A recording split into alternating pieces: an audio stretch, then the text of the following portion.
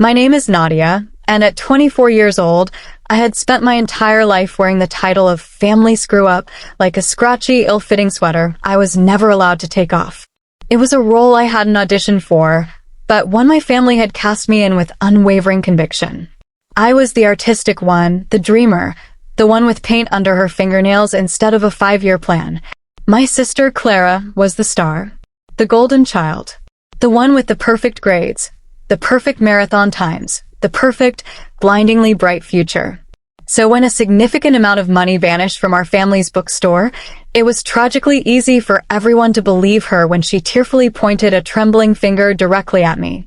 Her alibi was flawless, backed by the cold, hard data of technology. But I was about to discover that the very same technology she used as her shield was also the key that would unlock her deception, and in doing so, it would completely shatter the world my family had so carefully built. She used her obsession to frame me, but she never imagined that I would use that same obsession to expose her. Before I dive into the story of how a fitness tracker's public feed blew apart my family's most devastating lie, I'd love to know where you all are watching from today. Let me know in the comments below. And if you've ever felt like the black sheep, the one who was always misunderstood or underestimated, please hit that like button. You'll know exactly how I felt. And if you're new here, make sure you subscribe to join our community of storytellers and survivors. What would you do if the one person everyone trusted was the one person you knew was lying?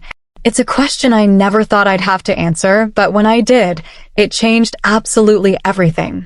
Our family business, the Gilded Page, wasn't just a store, it was the heart of our family, the epicenter of our lives. It was a cozy 2-story haven of new and used books, with a small cafe tucked into the front corner that always smelled of roasted coffee beans and cinnamon. My parents, Anna and Thomas, had poured their life savings and every ounce of their sweat into it. It was their third child, and just like with their actual children, they had a clear favorite for who would one day inherit the kingdom. That favorite was Clara. She was a business major after all. Her spreadsheets were immaculate, her projections were ambitious, and her presence behind the counter was one of effortless, polished authority. My father would watch her, his chest puffing out with pride. "That's my girl," he'd murmur. "Born to run a business." I, on the other hand, was born to run a mess, or so it seemed. I was the creative mind. I designed the whimsical window displays that drew people in. I hand-painted the beautiful signs that announced author signings, and I curated the quirky, artistic gift section near the register that actually brought in a surprising amount of revenue. But these contributions were seen as hobbies, pleasant little side projects. When I tried to implement a new, more intuitive inventory system based on genre and author popularity, rather than just alphabetical order, my dad had patted my head. "That's nice, Nadia, but let's stick to the basics. We don't want to confuse the customers." 6 months later, Clara presented the exact same idea in a PowerPoint presentation, filled with charts and buzzwords. My father was ecstatic. "Brilliant, Clara. Absolutely brilliant. This is the kind of forward thinking we need." He never noticed the stricken look on my face, or the tiny triumphant smirk Clara shot my way when his back was turned. It was a pattern repeated throughout our lives.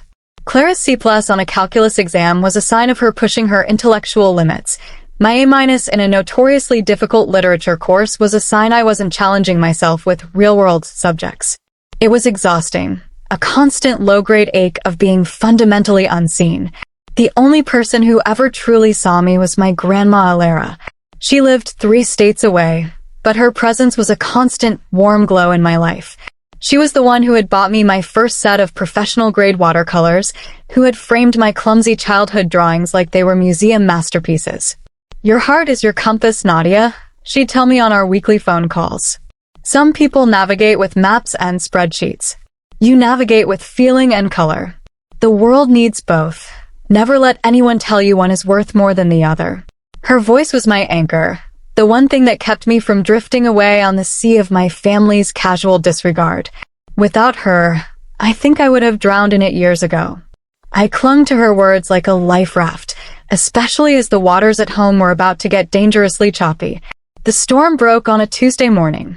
It was gray and drizzling outside, a perfect pathetic fallacy for the mood that was about to descend on the Gilded Page. I'd come in for my morning shift, ready to brew the first pot of coffee and arrange the daily pastries.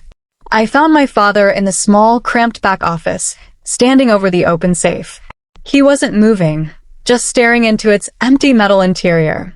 His face, usually so ruddy and cheerful, was a pale, sickly gray. My mother was beside him, her hand over her mouth, her eyes wide with a kind of quiet, simmering panic I'd never seen in her before. "What's wrong?" I asked, my voice small. The air in the room was thick and heavy, like right before a lightning strike.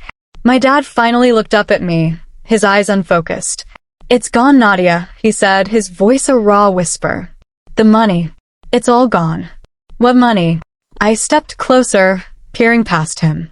The lockbox we used for the weekend's cash deposits was sitting on the shelf, its lid askew. It was empty. "The espresso machine fund," my mom supplied, her voice trembling. $5,000. We were going to the bank today to get a cashier's check. It was all there on Friday when I closed the safe. $5,000. For a small business like ours, that wasn't just a setback. It was a cannonball to the hull. That new machine was meant to be the centerpiece of a cafe expansion, a project my parents believed would secure the store's future for another decade. I felt a knot of dread tighten in my stomach. I looked from my mother's stricken face to my father's empty gaze.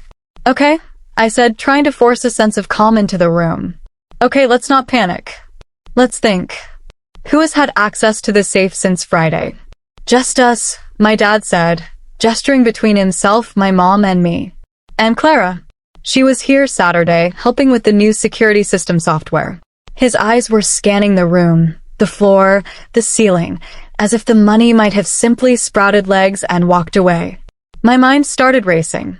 I tried to be logical, to be the calm problem solver. "Did you check the security footage? Maybe we can see something." "It's the first thing I checked," Dad mumbled, running a hand through his thinning hair. The system was offline. For about 15 minutes late Saturday night. Clara mentioned it might have some bugs while she was setting it up, that it might need to reboot periodically. The timing is it's unbelievable. An icy finger of unease traced its way down my spine. The offline cameras, the missing money. It was too neat. It felt deliberate.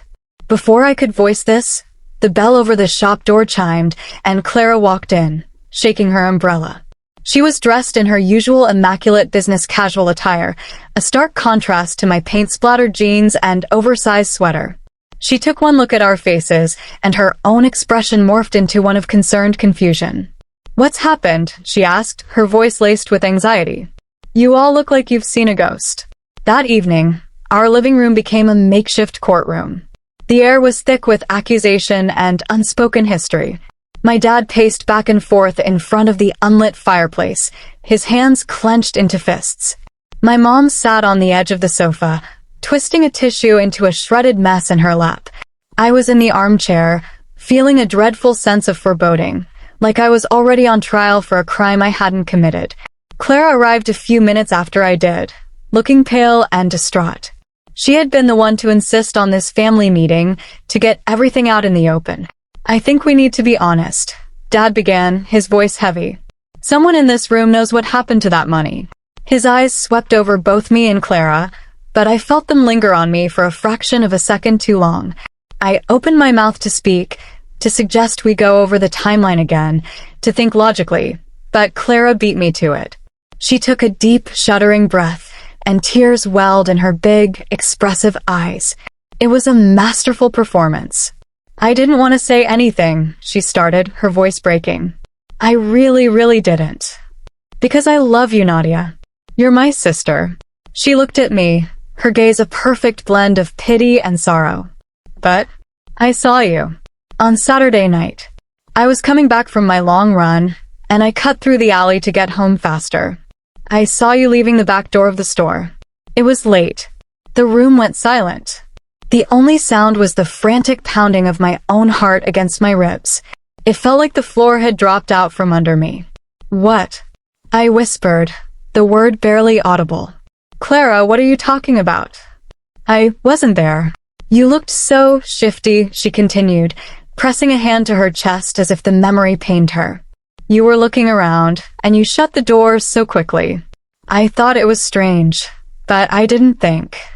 I couldn't let myself think. She broke off with a sob, burying her face in her hands. My parents turned to me. Their faces weren't angry, not yet. They were something far worse. Deeply, profoundly disappointed. It was the look I had been seeing my whole life, now magnified 1,000 times. "Nadia," my mother whispered. "She's lying." My voice came out sharper, more panicked than I intended. I was at home. I was in my studio apartment all night, working on a commission painting. I swear it. I scrambled for proof, for anything that could anchor my reality against the tidal wave of her lie. You can check my laptop. My browser history. I was streaming music for hours. You can check my phone. I didn't leave my neighborhood. My dad sighed, a weary, defeated sound. "Nadia, that doesn't prove anything. You could have left your phone at home." He turned to Clara, his voice softening. "Clara, you were on a run? Your training run." She nodded, wiping her eyes. "Yes, my 10-miler. I was preparing for the half marathon." She sniffled. "My fitness app, it logs everything. The GPS tracks the whole route. You can see it." I was clear across town for most of the night, except for when I passed the alley. Data. GPS proof. Those words hung in the air, gleaming and solid. My alibi was my word, the word of the family screw-up. Hers was backed by technology. It was no contest. I watched the belief drain from my parents' faces, replaced by a grim certainty that settled on me like a shroud. "Nadia, you've always been so careless," my mom said, her voice laced with a pained resignation that cut me deeper than any accusation. "With money, with your responsibilities. We gave you a key to the store. We trusted you." I didn't do it. I was standing now, my hands shaking. "Why won't you believe me? Why is it so easy for you to believe her over me?" The question hung in the air, unanswered but understood by everyone. Because she was Clara, and I was Nadia. I suddenly flashed back to a decade earlier. I was 14, and I'd saved up for months to buy a used electric guitar. It was my prized possession. One afternoon, I came home to find it in the corner of my room with a massive crack in the neck.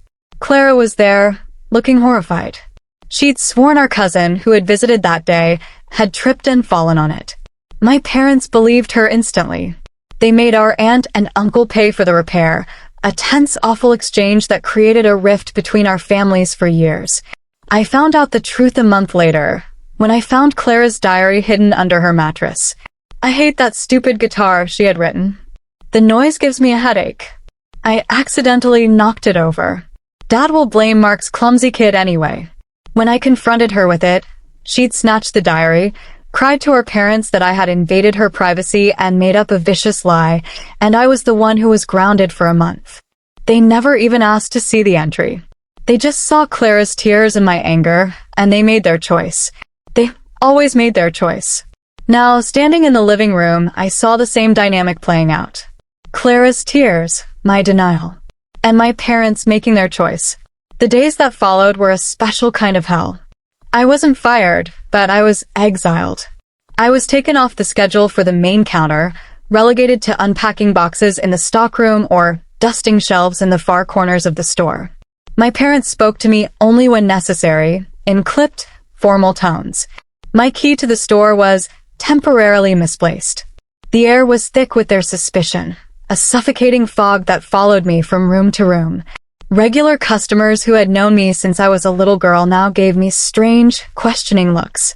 Mrs. Gable, who always bought 3 mystery novels a week and asked for my recommendation, suddenly started going directly to my mother, avoiding my eyes. It was 1,000 tiny cuts, each one deeper than the last. I was a ghost in my own life, haunting the place that was supposed to be my home. I'd retreat to my small studio apartment each night, the silence pressing in on me. I tried to paint, but my hands felt clumsy, my mind empty of color. The joy had been siphoned out of me, replaced by a hollow ache of betrayal. I called Leo, my best friend since college, and unloaded everything in a torrent of furious, heartbroken sobs. "Nadia, this is insane," he said, his voice a low growl of anger on my behalf. "They can't seriously believe this. It's Clara. She's always had it out for you. They have proof, Leo, I mumbled, wiping my nose on my sleeve. They have her GPS data. Data can be misinterpreted, he shot back. People lie, especially people who have a history of it. You can't let her get away with this. You have to fight. His words echoed what Grandma Alara had told me when I'd called her, my voice thick with tears. Nadia, darling, listen to me, she had said, her voice a firm, steady anchor in my storm. Truth has a way of finding the light, but sometimes you have to be the one to open the blinds. Don't you ever forget who you are. You are not a thief. You are not a screw-up. You are my granddaughter, and you are stronger than you think.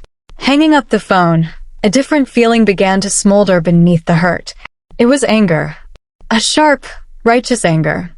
They had judged me, condemned me, without a shred of real evidence beyond the word of a proven manipulator. They had chosen the comfortable lie over the difficult truth. And as I sat there in the dark, the first spark of an idea began to glow. Clara was so confident in her digital alibi. She had flaunted it like a royal decree. And in her arrogance, in her obsession with her own perfect image, maybe, just maybe, she had made a mistake. The idea festered for 2 days. I was listless, wandering my apartment, the injustice chewing at me from the inside out. I couldn't eat, I couldn't sleep. The anger had curdled into a kind of desperate, restless energy. On the third night, I found myself doing what millions of people do when they feel lost, mindlessly scrolling through social media. I clicked through meaningless posts, vapid updates, and then I landed on Clara's page. It was a shrine to her own perfection. A photo of her smiling serenely after a 5K charity run, a perfectly filtered shot of her healthy acai bowl, and post after post about her training. There were maps of her routes, charts showing her pace and elevation gain, and self-congratulatory captions filled with hashtags. Hashtag run life, hashtag grind, hashtag no excuses, hashtag beast mode. It was all so performative, so desperate for applause. I remembered something she had bragged about at a family dinner a few months back. She'd been showing off her new, expensive fitness tracker. It's incredible, she'd said, tapping the screen.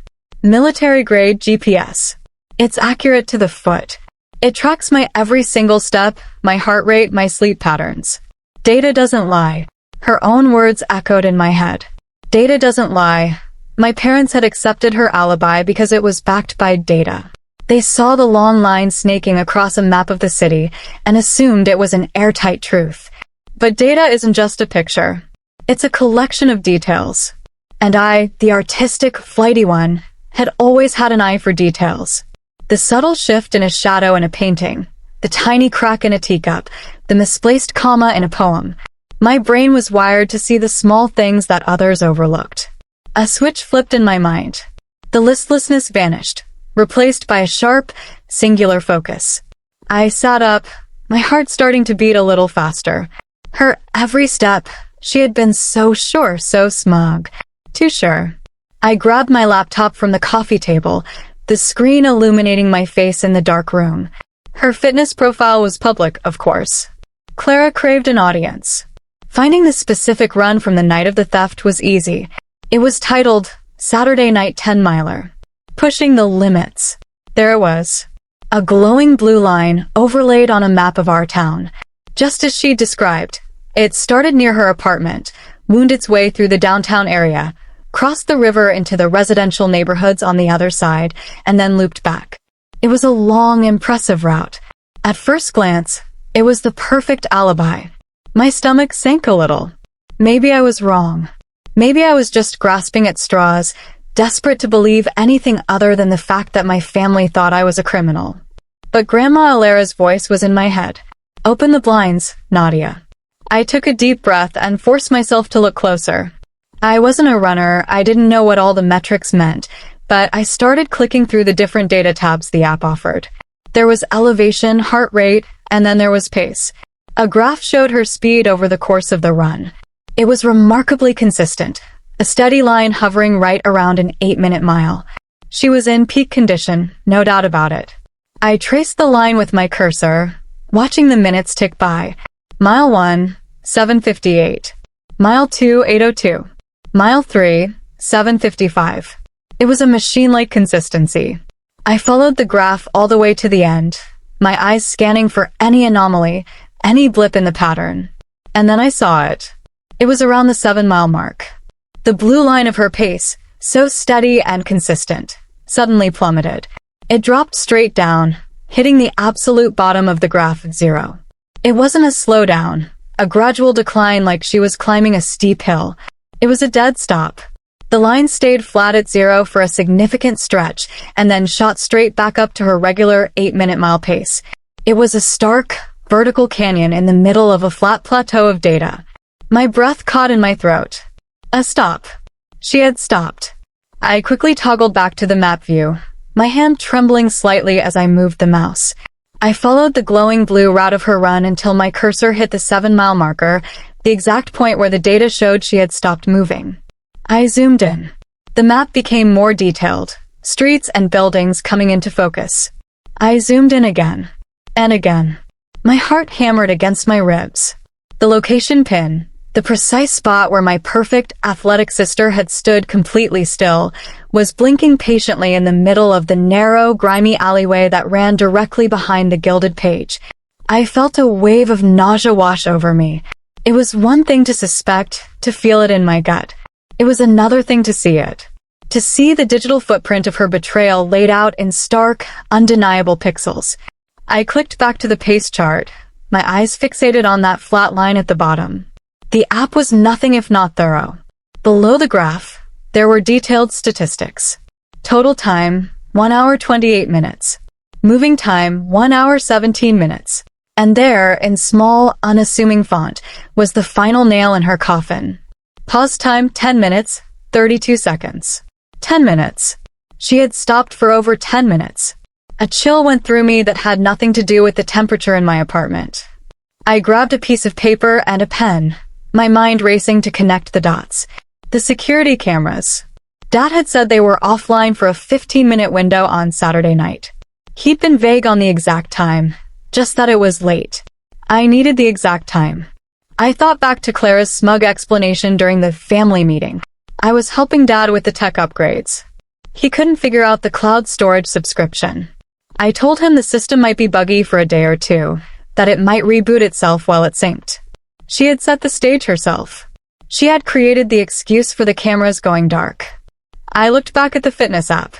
I clicked on the stop. A small box popped up with more information. And there it was. Pause start, 11:48 p.m. Pause end, 11:58 p.m.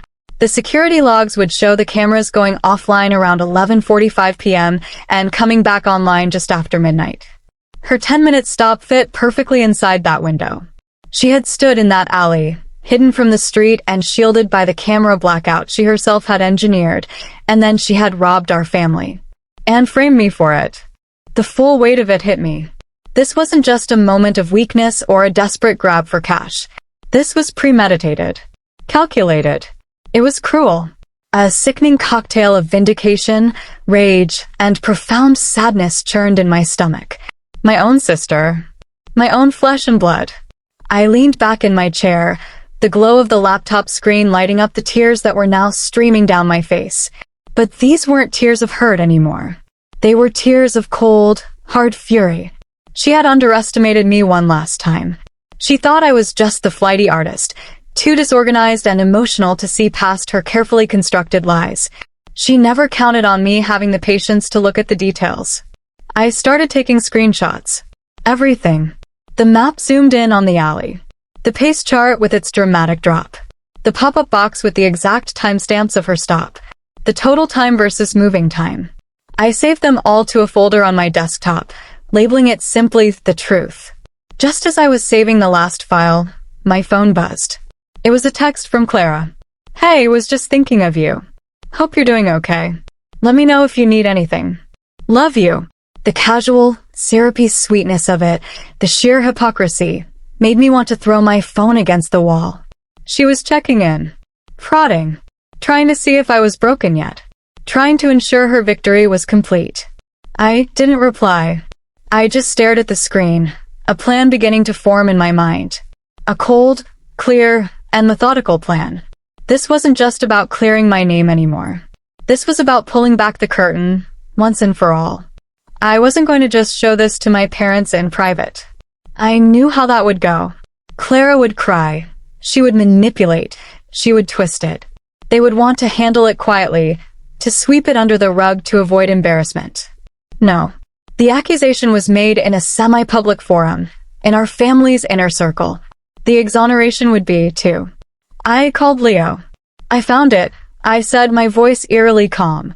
I found the proof. And I need your help. I need to build a presentation they can't possibly argue with. A presentation, he asked, a grin evident in his voice.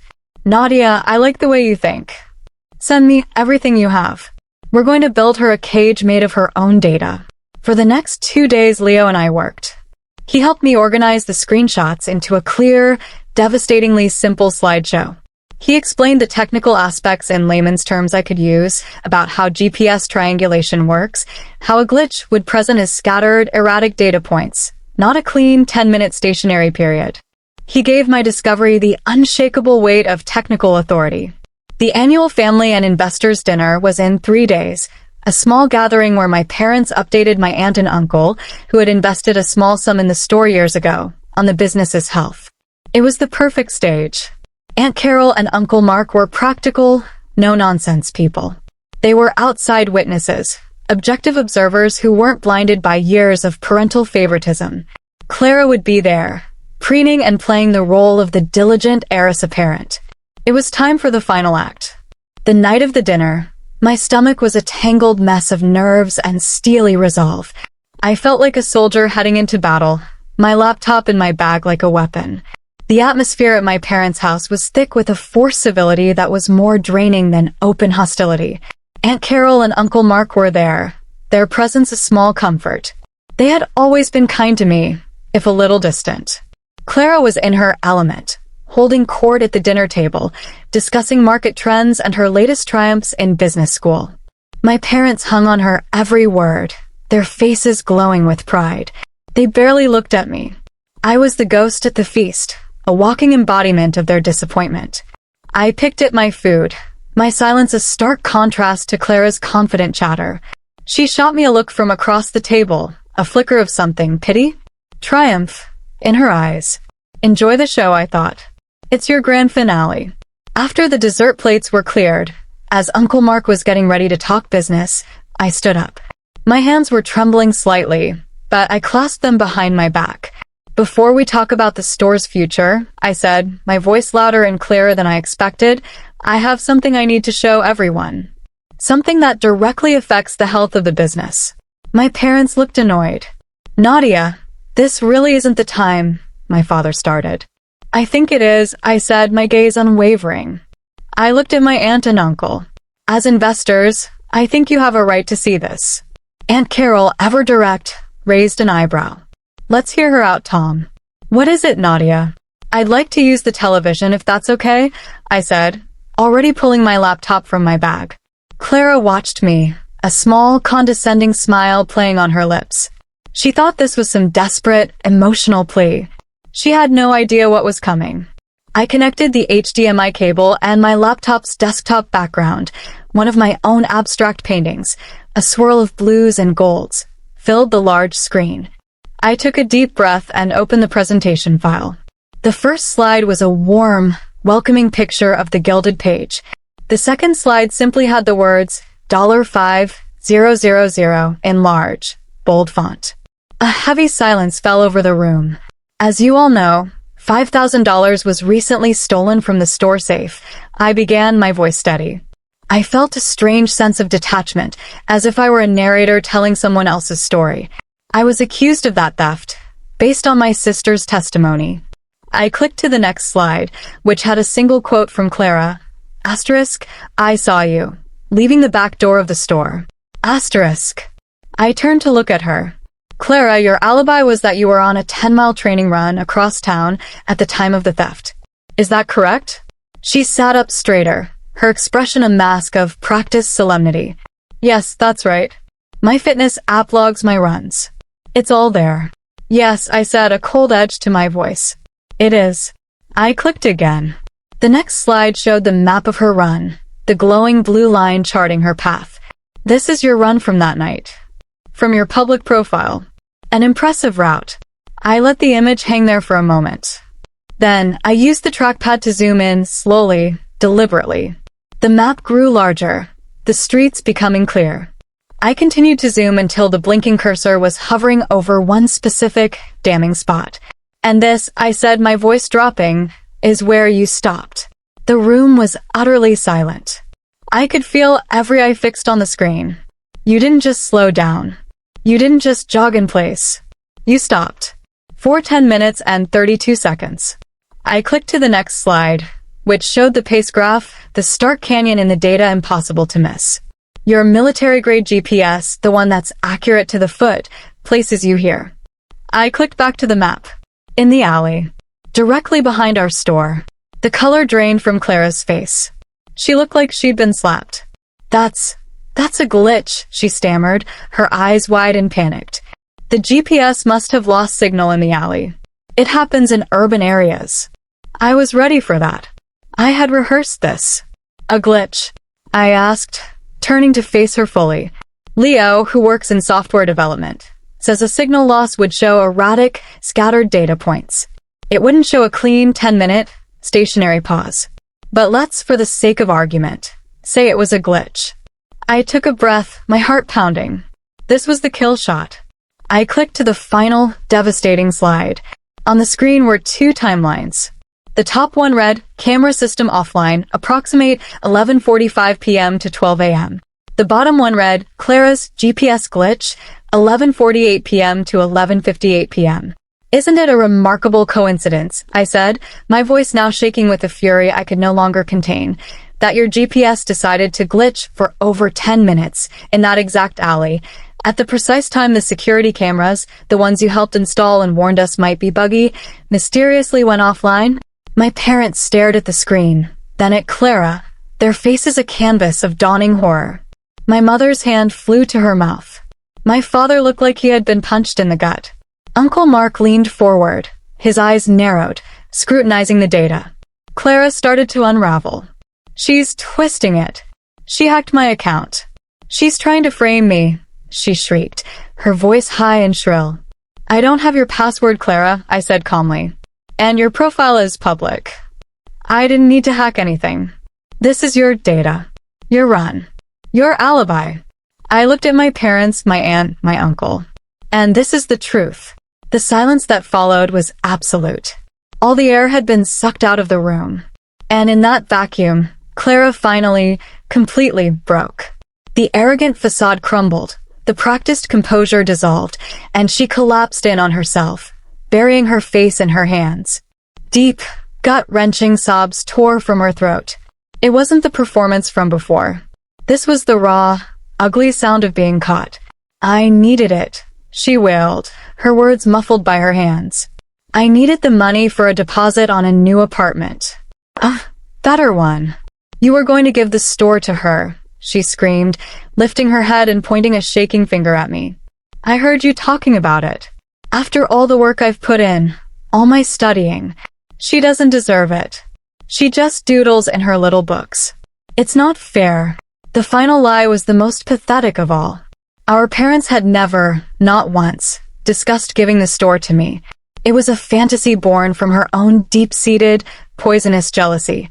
She had built her entire identity on being the competent one, the heir, and the thought of me, the screw-up, getting anything she felt was hers had driven her to this. The truth was finally out, uglier and more painful than I could have ever imagined. The family star had just become a black hole, and she was pulling everyone in with her. For a long moment after Clara's confession, a thick, heavy silence blanketed the room. It was the silence of a world breaking. My aunt and uncle stared at Clara, their faces etched with a mixture of pity and disgust. My mother was weeping, not loud sobs, but the silent, hopeless tears of a woman whose understanding of her own family had just been shattered. My father just stood there, frozen, his face ashen. He couldn't seem to look at Clara, but he couldn't look at me either. He just stared at the television screen, at the damning evidence of his golden child's betrayal, as if he could unsee it by sheer force of will. The vindication I had expected to feel, that rush of triumphant "I told you so," never came. In its place was just a vast, hollow emptiness. I had won, but what had I won? The knowledge that my own sister hated me enough to destroy my reputation for a few $1,000s? The confirmation that my parents' love was so conditional they would believe the worst of me at a moment's notice? It was a bitter, lonely victory. Without a word, I walked over to the television, disconnected the HDMI cable, and began packing my laptop into its bag. My movements were slow, deliberate. Each action felt strangely loud in the oppressive silence. "I'll be staying with Leo for a while," I said to the room at large. No one responded. I turned and walked out of the living room, down the hall, and out the front door into the cool night air. I didn't look back. As the door clicked shut behind me, I felt a chapter of my life closing with it. The next few days were a blur of supportive words from Leo and long, quiet phone calls with Grandma Alara. My parents tried to call. I let the first few go to voicemail. The messages were a clumsy mess of apologies and confusion. "Nadia, please call us. We're so sorry. We need to talk." When I finally answered, my mother was on the other end, her voice thick with tears. "Nadia, I don't know what to say. We were wrong. I am so sorry we didn't believe you." "I know," I said, my voice flat. There was nothing else to say. Clara was always so... She couldn't finish the sentence. She didn't have to. Asterisk, so perfect. So believable. "Not you, asterisk. You didn't just not believe me," I said, my voice calm but firm, a strength I didn't know I possessed rising up in me. "You chose to believe the worst of me. You threw away 24 years of me being your daughter without a second thought. That's a bigger problem than just this one lie. An apology doesn't fix that." I told her I needed space, real space, and that I would talk to them when I was ready. Grandma Alara's wisdom was my guide through the emotional fog. "Forgiveness is a gift you give yourself, Nadia, not them," she told me. "It's about letting go of the poison so it doesn't kill you. But trust? Trust is a different animal entirely. Trust has to be earned back, step by painful step. You are in charge of that timeline. No one else." Clara, I heard through a text from my aunt, was a wreck. The family didn't press charges. The shame of a public legal battle was more than my parents could bear. But the consequences were still severe. She had to pay back every cent of the $5,000, getting a humiliating loan from my uncle to do so. She dropped out of her business program for the semester, unable to face the disgrace. Her relationship with our parents was now a formal, strained thing, full of recrimination and the ghost of their shattered image of her. The perfect facade had been stripped away, and the person left underneath was someone nobody, including Clara herself, seemed to like very much. For the first time in her life, she was the family screw-up, and she had no idea how to handle it. Freed from the suffocating cloud of suspicion and family expectation, I began to breathe again. It was a strange, liberating feeling. The commission I had been working on, the one that was my only alibi, turned out to be a small breakthrough. The client loved it and recommended me to a friend who owned a popular home decor blog. They featured my work, and suddenly, my inbox was flooded with inquiries. I poured all the anger, hurt, and eventual resolve into my art. My paintings became bolder, more confident. I used the money from those first few commissions to set up a proper online store, not just a social media page. I worked tirelessly, fueled by a desire to build something that was entirely mine, something that no one could attribute to anyone else. I was no longer Nadia, the artistic screw-up. I was Nadia the artist. It turned out that the things my family saw as my flaws, my sensitivity, my emotional nature, my meticulous attention to detail, were actually my greatest strengths. They were the very things that had allowed me to see the truth hidden in the data, and they were the very things that made my art resonate with people. About 3 months after the disastrous dinner, my father showed up at my apartment. He looked older, more tired than I'd ever seen him. He didn't offer a simple apology this time. He stood awkwardly in my doorway, holding a peace offering of coffee and pastries from a rival bakery. "I was blind, Nadia," he said, his voice quiet and raw. "For years. I saw what I wanted to see, what was easy to see, and I failed you. As a father, I failed you." He looked around my small studio, at the canvases leaning against the walls, the organized chaos of my paints and brushes. "I remember when you were 10, he said, his voice cracking. "You painted that beautiful, sprawling mural on your bedroom wall. All I could see was the mess, the paint on the carpet." I got so angry. A week later, Clara hung up a single store-bought poster of a boy band, and I praised her for her good taste and for being so neat. "I see it now. I've been doing it your whole life. And I am so profoundly sorry." It was the first time he had ever truly acknowledged the dynamic, the ingrained injustice of it all. It was the apology I didn't know I needed. A small crack appeared in the wall I had built around my heart. He went on to ask hesitantly if I would consider helping them with the Gilded Pages website and online marketing. Not as a daughter doing a favor, but as a paid consultant. "Your eye for this stuff," he said, gesturing around my apartment, "for what's beautiful and what people connect with. It's what the store needs. It's what I've been blind to." I thought for a long moment. It wasn't about the money.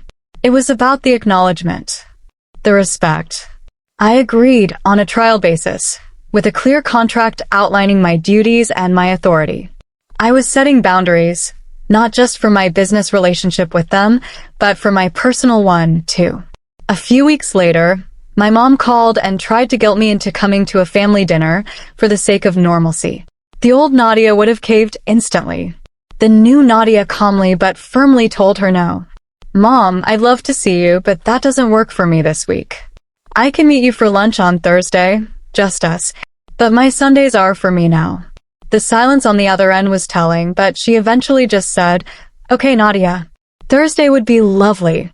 It was a small victory, but it felt monumental. I was teaching them how to treat me, and for the first time, they were listening. I still see Clara at major holidays. The interactions are brief and painfully awkward. She's apologized a few more times, but her apologies always seem to circle back to her own pain, her own humiliation.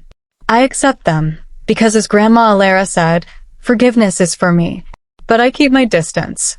The easy childish bond we once had is gone forever, replaced by the polite, sad chasm of what she did. Maybe one day it will heal into something new, but for now, it's a scar I'm no longer willing to let anyone else touch.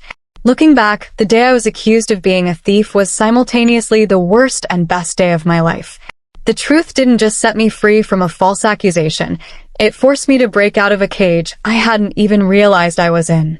A cage built by my family's expectations, my sister's jealousy, and my own quiet acceptance of the role they'd given me. Losing their trust forced me to find trust in myself. Their belief in my failure is what finally fueled my success. Sometimes, the people who are supposed to see you most clearly are the ones who are the most blind. And I learned that your value is not determined by their vision of you. It's something you have to define, to build, and to protect for yourself. You have to be your own witness, your own advocate, and sometimes your own hero. Thank you so much for listening to my story. It's still hard to talk about sometimes, but sharing it helps. I'd love to hear from you in the comments. Have you ever been seriously underestimated or misjudged by the people who were supposed to support you? How did you find the strength to prove them wrong or, more importantly, to prove your own worth to yourself? Share your story, because every single one of us deserves to be seen for who we truly are. Don't forget to like this video if it resonated with you, and subscribe for more stories about finding your strength. I hope my journey inspires you to trust your own instincts and to fight for your own truth. Thank you for being here with me today.